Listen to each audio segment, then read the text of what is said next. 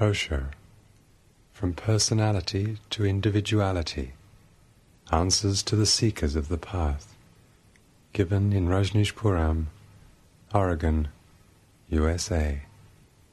Discourse number 2.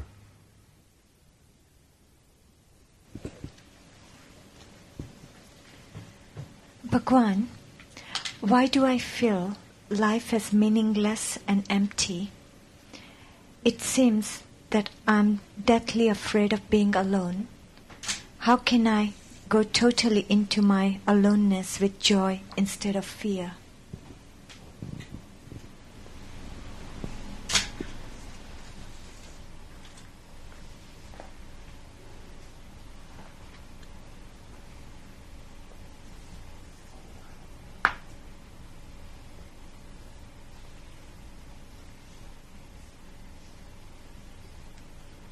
The word meaning is irrelevant to life. It is neither meaningful nor meaningless.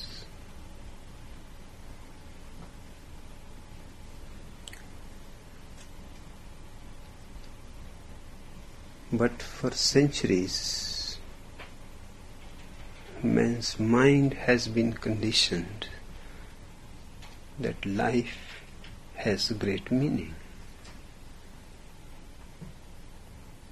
All that meaning was arbitrary.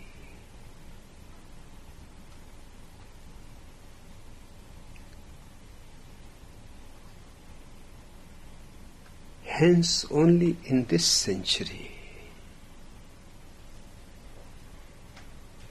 for the first time in the whole history of man, the question has become one of the most important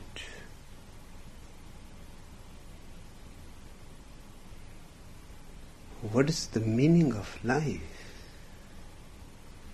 Because all old lies are exposed. Life was meaningful with a God.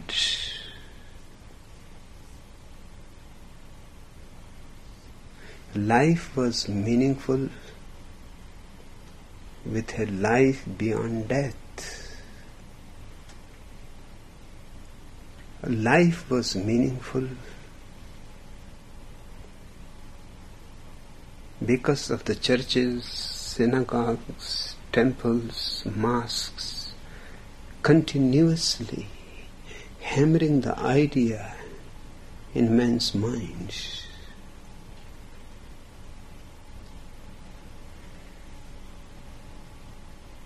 A certain maturity has come to man. Not to all of them,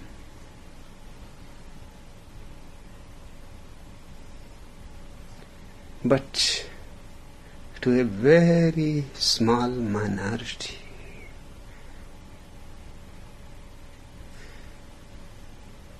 I would like you to remember 5 significant names.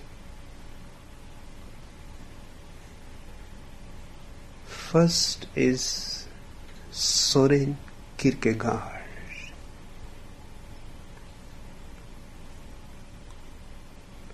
He was the first man who raised this question.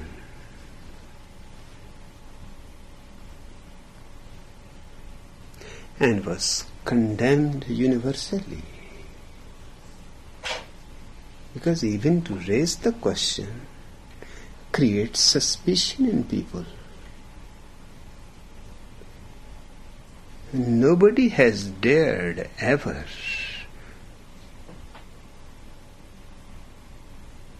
to ask what is the meaning of life. Even the atheists who had denied God, who had denied afterlife, who had denied the existence of soul. Even they had never asked what is the meaning of life. They said, eat, drink, be merry. That is the meaning of life.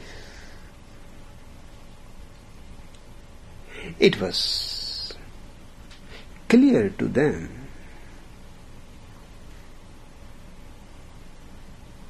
that these joys, eat, drink, be merry, that's all what life is all about. But Soren Kierkegaard went very deeply into the question.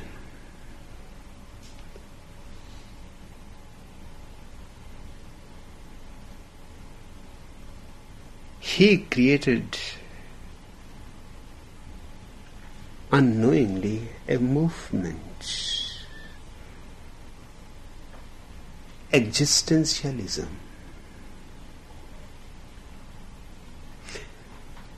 Then follow the four other names: Martin Heidegger, Karl Jaspers, Gabriel Marcel, and the last but not the least important, in fact the most important, Jean-Paul Sartre. These 5 people went on hammering on the whole intelligentsia of the world that life is meaningless. Now anybody who has some kind of intelligence is bound to come across this question, and he has to find some way to encounter the question.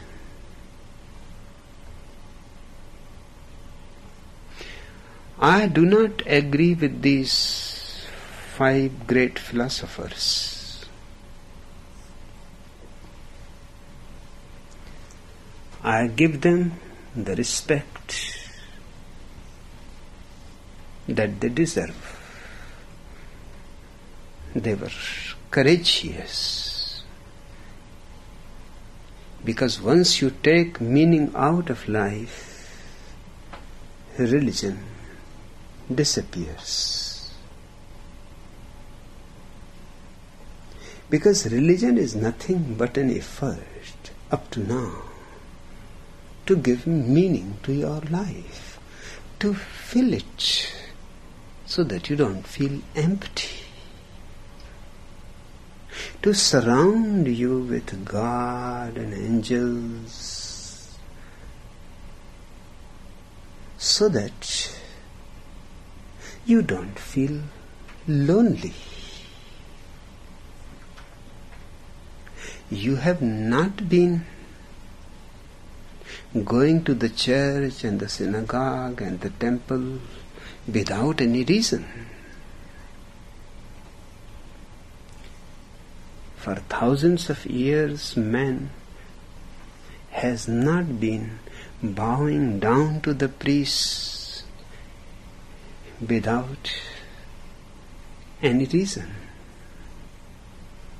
He was gaining something, of course. They were exploiting him. But even in their exploitation, man was finding a certain consolation. He was not alone. He was being looked after. Life was not futile. It has tremendous meaning, spiritual, esoteric, profound, so high and so deep that your intellect cannot comprehend it.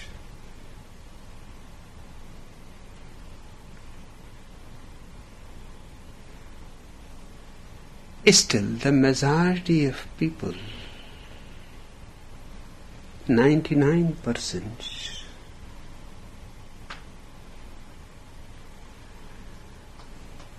are not bothered by the question. How can they be bothered? They easily find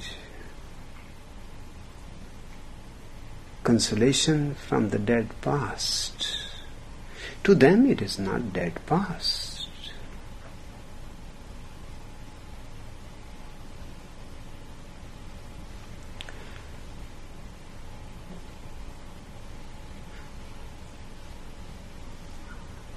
I have told you about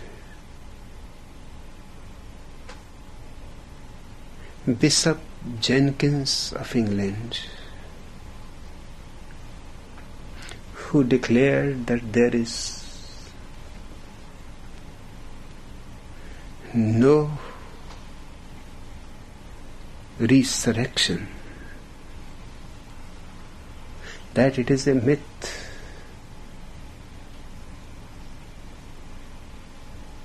And there is no virgin birth, that it is an absolute lie.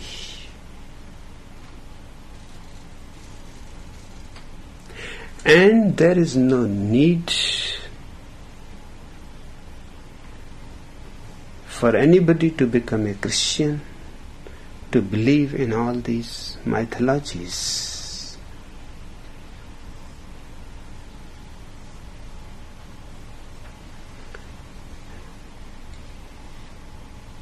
Of course, there he is not right, because he says, I don't need all these things. I can still believe in God. I can't see what reason he can give for his faith in God. Christians were not fools for 2000 years to go on believing in absurdities. The reason was, without those absurdities, you cannot support God, the ultimate absurdity.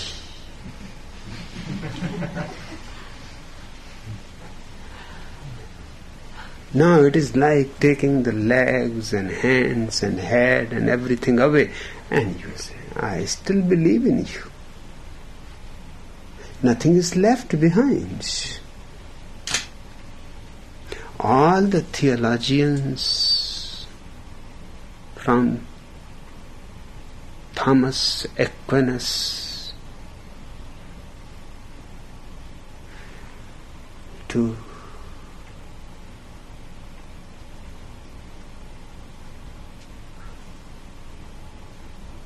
any modern preacher,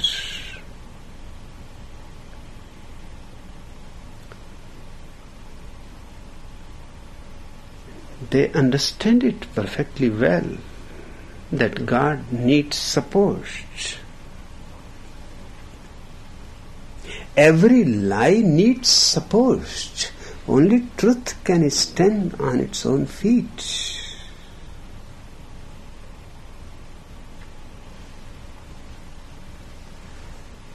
The lie cannot stand on its own feet.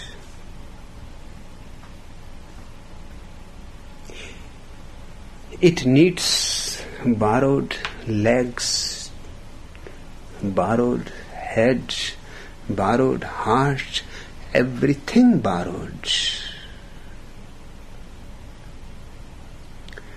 If you go on taking piece by piece, and then you say in the end that all these things are not needed, I still have faith in God. So for a Christian, according to Jenkins, these things should not be required as fundamental parts of Christianity. I don't know whom he is befooling. Certainly he is befooling himself, because these are the supports. You have taken all the supports, the house will fall down. And he has not given a single reason now for why the faith in God.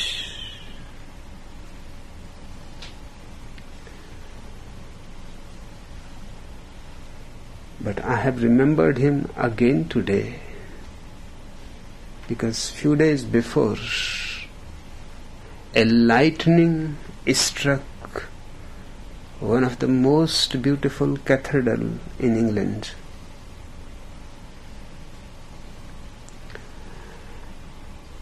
And almost the majority of the masses believe that it is not a coincidence.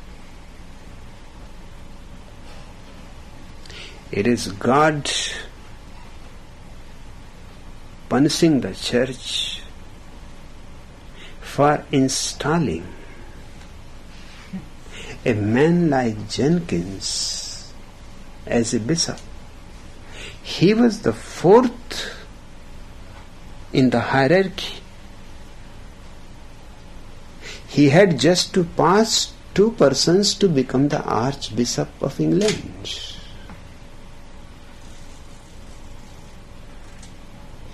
And it was not difficult to pass these 2 persons. Life is so full of accidents, they may die.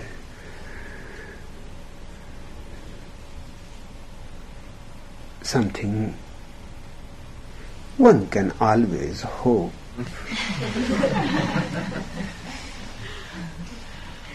And he was not far away, just so close. But all over England, now it is believed that God has punished the church. But a strange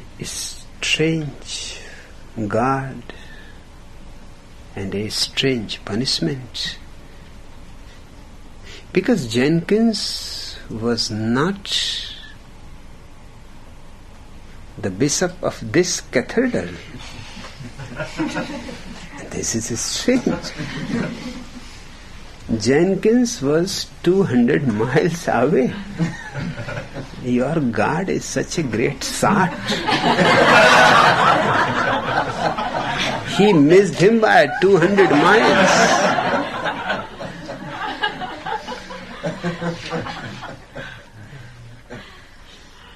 A master archer.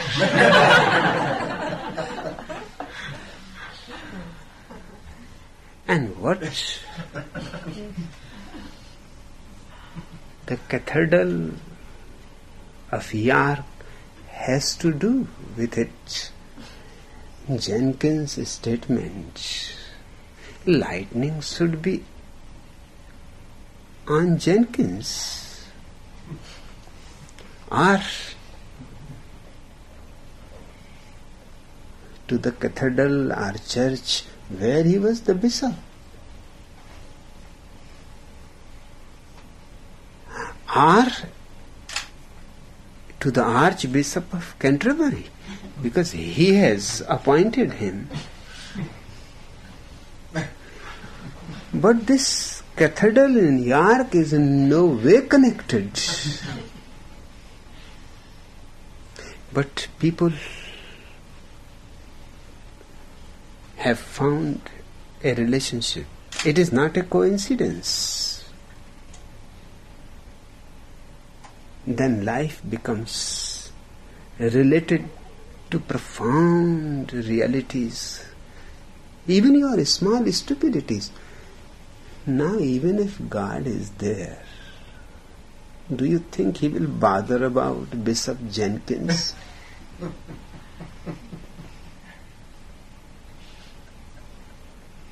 And if he bothers,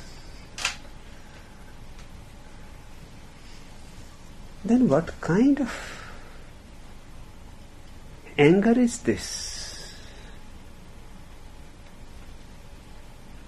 He should at least learn a little marksmanship. And he must have been doing this for millions of years. So much training.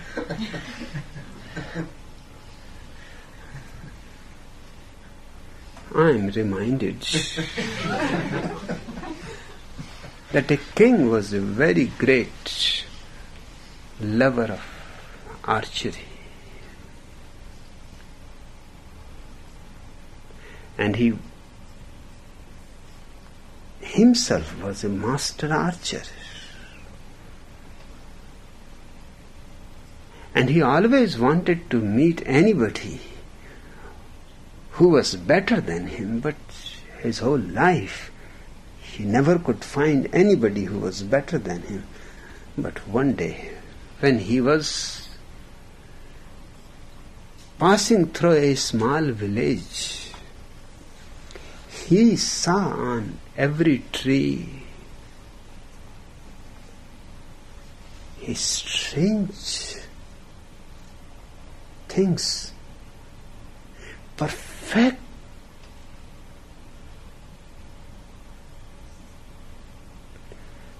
marksmanship, a master far better than him, because on every tree, on the wooden fences, everywhere he found a round circle with an arrow just exactly in the middle.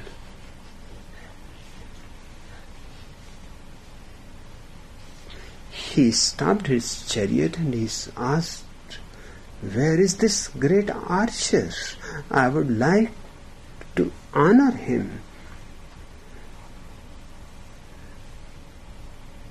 I would take him to the palace. He should be my master. I have been in search, but I have never found anybody better than me. But this man seems to be 100% correct. Not even by a minute part of an inch he misses. He exactly hits in the center. He went to few trees and measured, and it was exact center.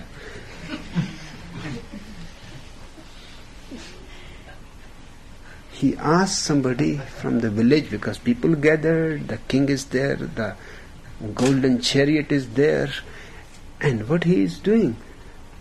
And he asked them, "Where is this great archer?" They all laughed. He said, "He is no archer. He is the idiot of this village." They said, "You don't understand. You are all idiots," the king said. "Such a great archer and you call him idiot?" They said, "First you try to understand. He is no archer. He is just a fool. First he shoots the arrow and then he draws the circle.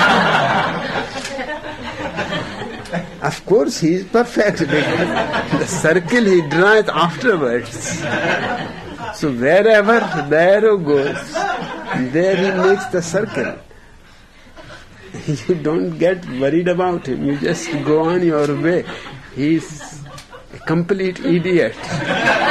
We have been telling him that this is not the way of archery. First you make the circle and then you shoot. But he has his own way. First he shoots. He says, "What does it matter what you do first and what you do second? This way it is always perfect. Your way does not work at all. I have tried. Now God for millions of years have been threatening people with lightning, killing people with lightning. Hinduism believes that lightning is nothing but the arrow of the Lord Shiva.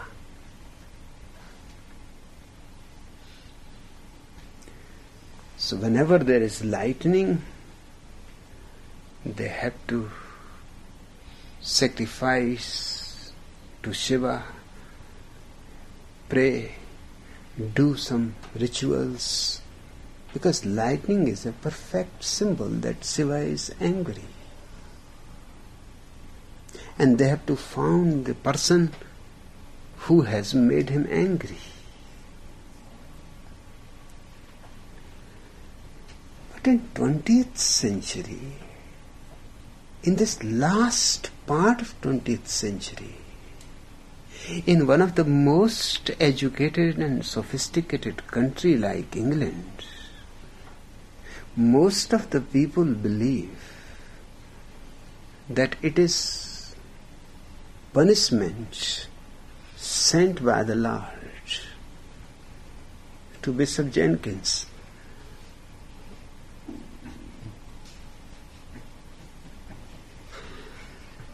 If this is God's archery, then I don't think any man is a lesser archer than him. You won't miss by 200 miles. Even that idiot who has discovered the right way was far more intelligent than this God.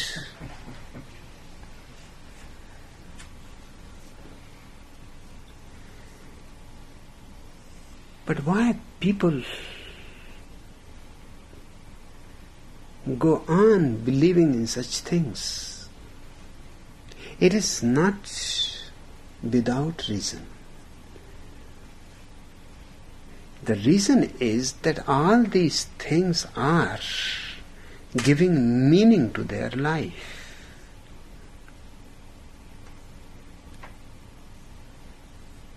God above makes you feel safe, secure.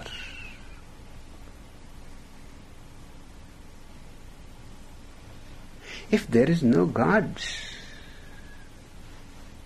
then the whole sky is empty. And you are left so tiny you are. And the emptiness is so vast. Fear is bound to strike you.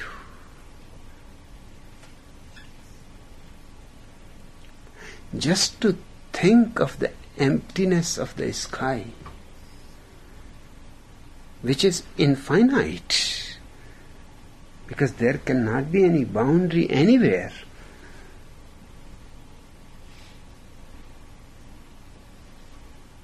The old religions all believe there is a boundary, but it is absolutely illogical. Boundary means there must be something after it. Otherwise, how can you make a boundary? Yes, you can make a boundary around your house because of the neighbor's house. You can create a fencing around your house because the earth goes on continuing beyond your fencing. But if you are creating a fencing where the earth ends and there is nothing else beyond your fencing will fall into the emptiness. how it will be supported from the other side. To create a boundary, two things are needed, one on this side, one on the other side. Obviously, existence cannot have any boundary. It is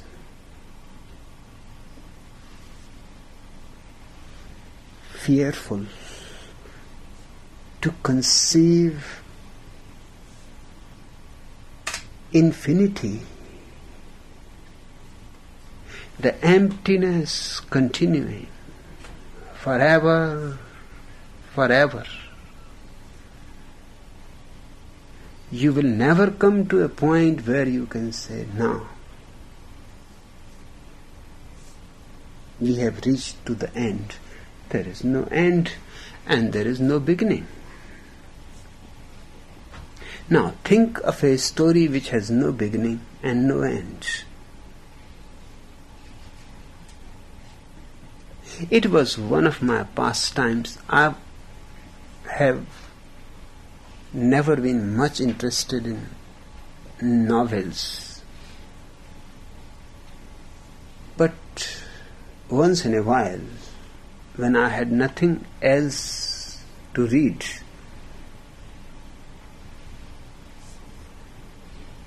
I had my own way of reading a novel, just from the middle.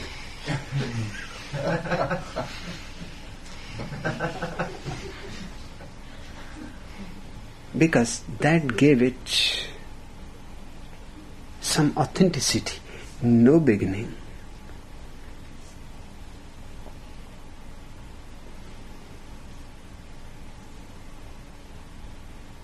And you have to work it out what must have preceded before, because suddenly in the middle you start.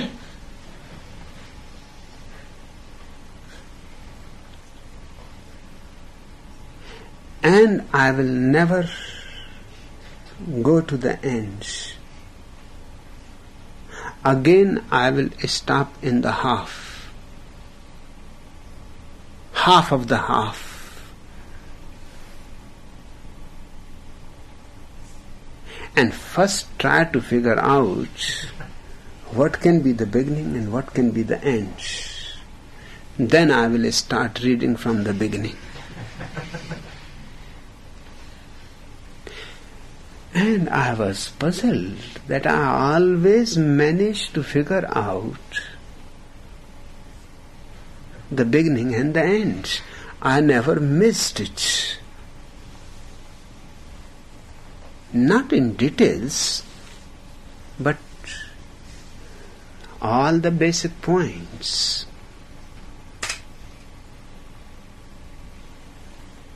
Because it is a man-created thing. And mind works in a certain fashion. It has a routine of work. If this is the middle created by a human mind, and if I understand the human mind, I can figure out what will be the beginning and what will be the end.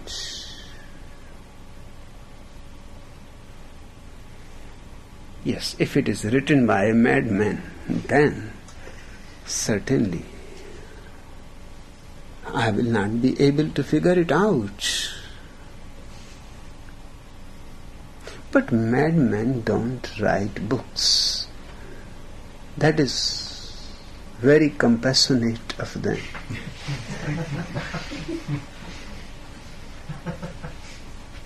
But in fact, if they start writing books, their books will be far more interesting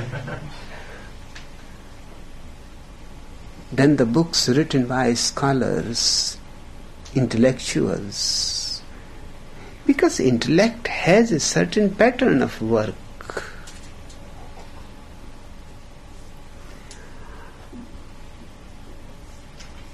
I am not in favor of all these 5 existentialists, in quotes, because I am not even ready to call them existentialists. Kierkegaard never lived.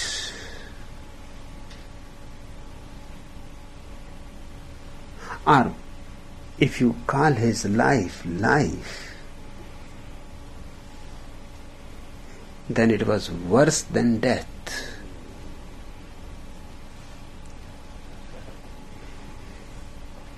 He came only once a month out of his house. And the house was not much, just a small room. His father, seeing that his son seems to be a little crazy,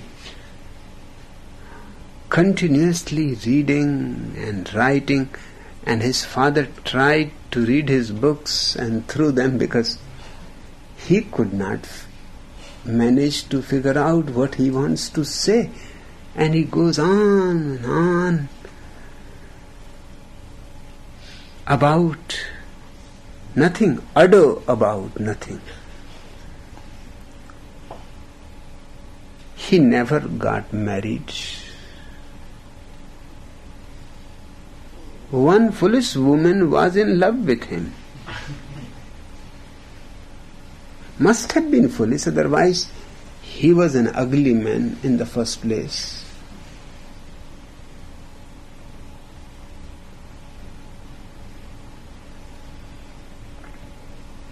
And a strange type, eccentric, who lived in the darkness of his room. Once a month he had to come out because his father has put money before he died into the post office and made an arrangement that every month this much amount he can draw. He knew that he is not going to earn any money. He will simply die in his room. So he sold everything and deposited in the post office. And that's why he had to come once every month, the first date of the month, and he will come out. He lived in Copenhagen. And the whole town waited, because it was a rare opportunity. Kierkegaard coming out of his room and children following him to the post office, almost a procession.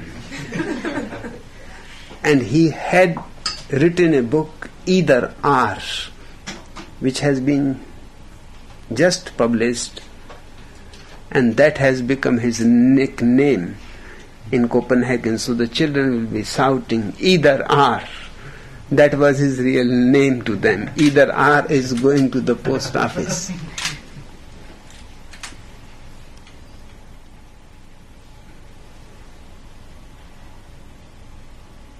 And it was a great insight on the part of children to name this man Either Or, because he exactly was that. That's why he could not marry the woman, because he continued to think either or.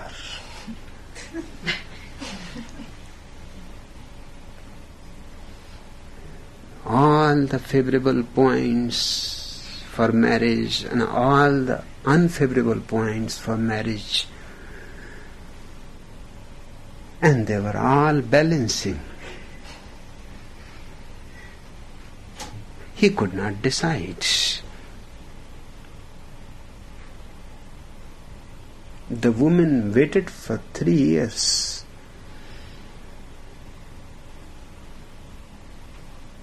But he said, forgive me, I cannot decide. It is still either or.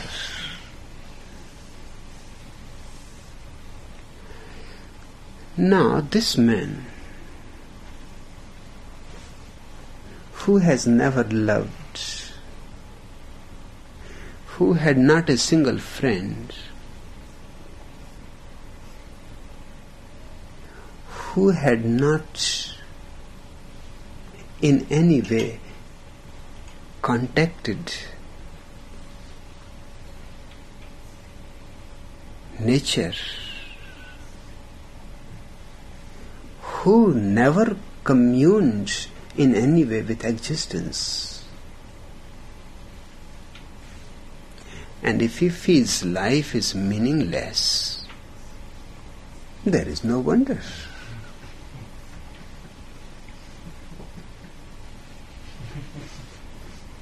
It has to be meaningless. But he is projecting his feeling of meaninglessness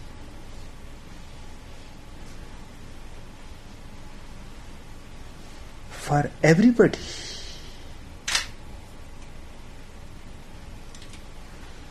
And then come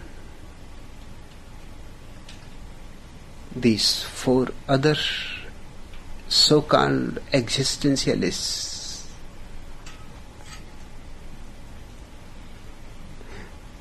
I am calling them so-called because they have no communion with existence at all.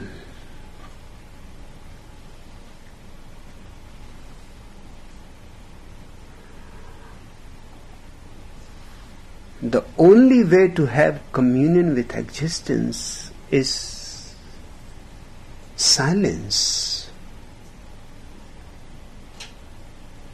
And they don't know the language of silence. How can they commune with existence?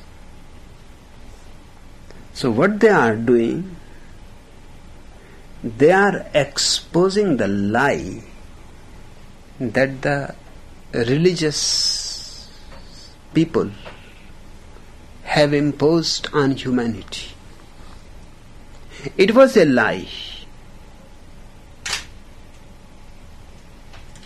The meaning that they had given to human life was arbitrary. These people are exposing the arbitrariness of their meaning. That does not mean that life is meaningless. It simply means the meaning that was given to life up to now is found invalid. God is not the meaning of life. A life beyond death is not the meaning of life. Jesus Christ is not the meaning of life.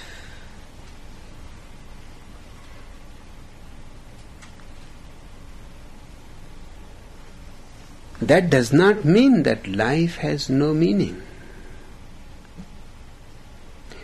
But because you have been thinking that this is the meaning of life, and suddenly it falls apart,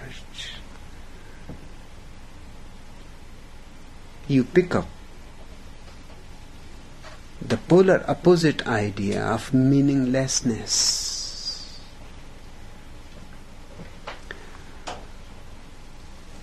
I want you to remember my standpoint. I am an existentialist.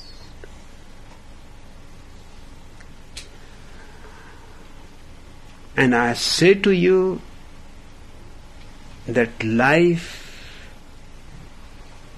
is neither meaningful nor meaningless. The question is irrelevant. A life is just an opportunity, an opening. It depends what you make of it. It depends on you. What meaning, what color, what song, what poetry, what dance you give to it.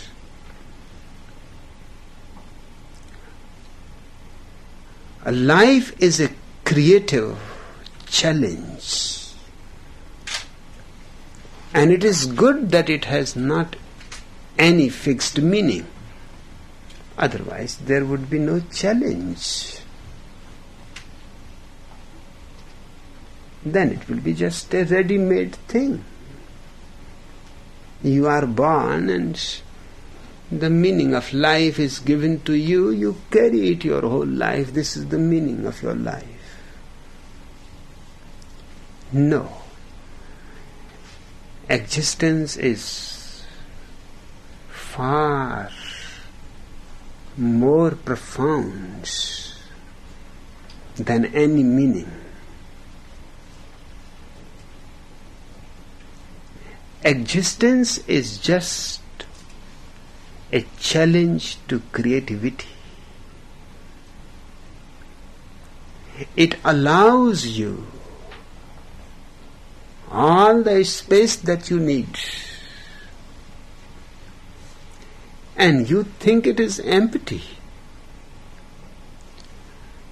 Just try to use right words, because words have a certain context. Empty is a sad word. It seems something is missing. Something that should have been is not there. But why call it empty? Why in the first expect that something should be there waiting for you? Who are you?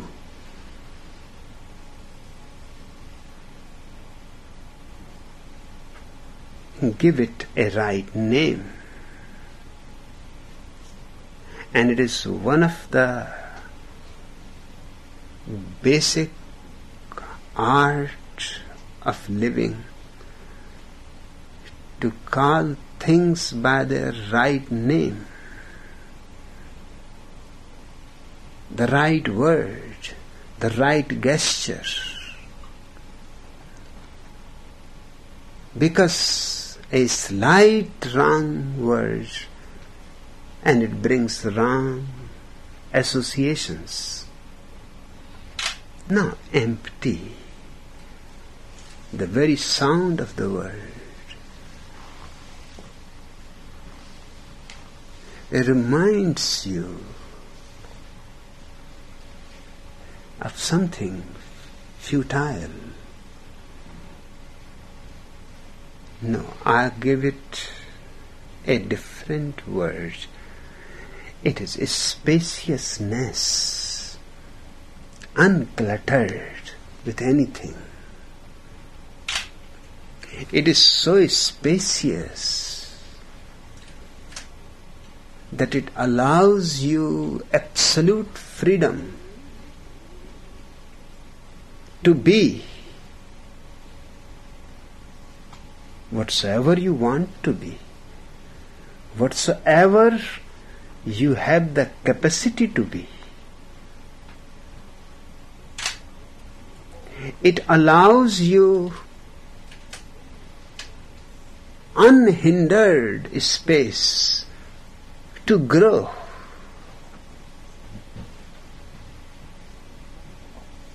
And to blossom.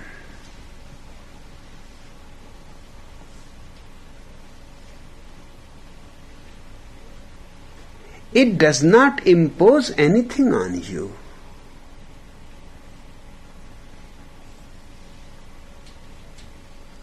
the God imposes things on you.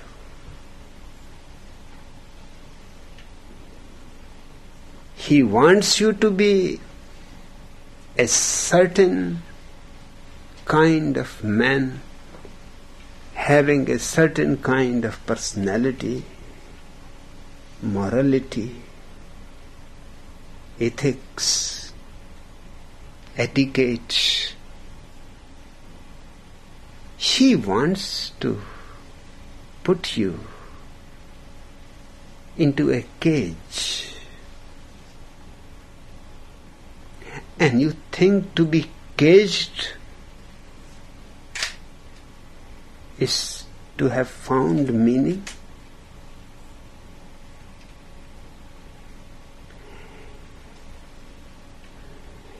To be caged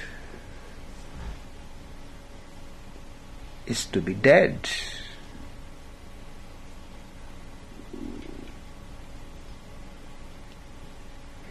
Nietzsche is far more truer when he says God is dead, and I proclaim to humanity that now man is free.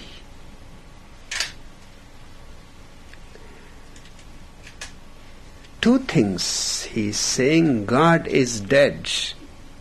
That is the least important part of his statement, which has angered all the religions of the world. The most important part is the second part.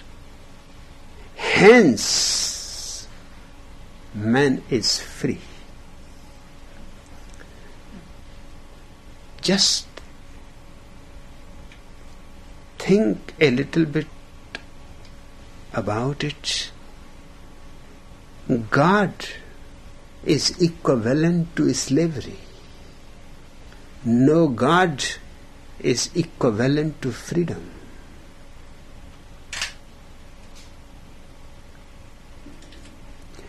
And freedom is bound to be spacious. Don't call it empty.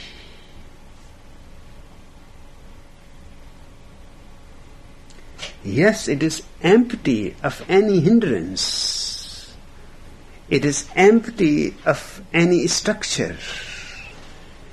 It is empty of any guidance.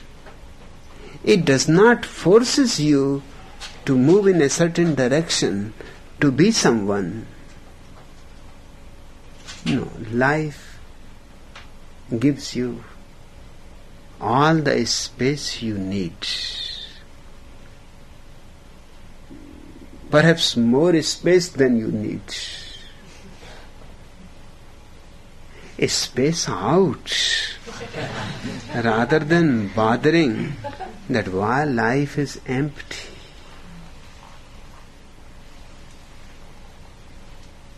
It is good. This is spaciousness, without boundaries, with no guidelines, with no map.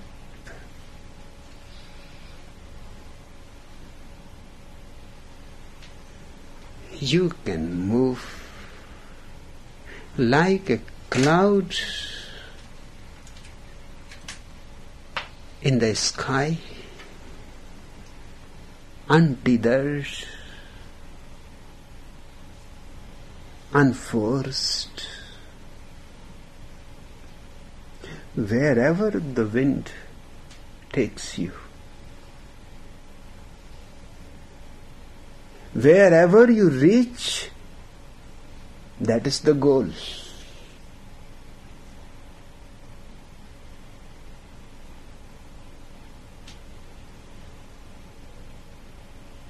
Ordinarily, we have been taught that there should be a goal, and then you start reaching towards it. And if you reach, then you have succeeded. But really, you have missed immense opportunities going to this particular goal. You have lost immensely the whole richness of life.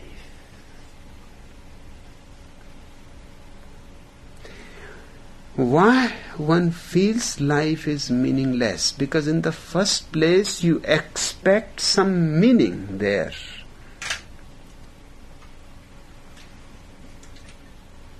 Who told you that you have to expect some meaning there? This is what I call the wrong that religions have done to man. They have told you there is meaning, and you accepted it. And when you don't find it, you are frustrated. You feel lost. So many intelligent people go on committing suicide. The greatest number of suicide in any single profession is in the profession of philosophy. More philosophers commit suicide than any other profession. It's strange. Professors should be wise people, philosophers particularly so. But what goes wrong? Their expectation. They try hard to find it, and it is not there. It was never there in the first place. Other people don't try to find it. That's why they need not commit suicide. They never feel frustrated. They know that we have not tried to find it. So they feel sinners. Something is wrong with them. But they never feel that they have to commit suicide because life is meaningless. They have not searched. Meaning was always there. They had not cared. They have not listened to the priest, to the wise guys who are all around, who are giving advice freely, although nobody takes it. Advice is the only thing in the world that everybody gives and nobody takes. And everybody knows it.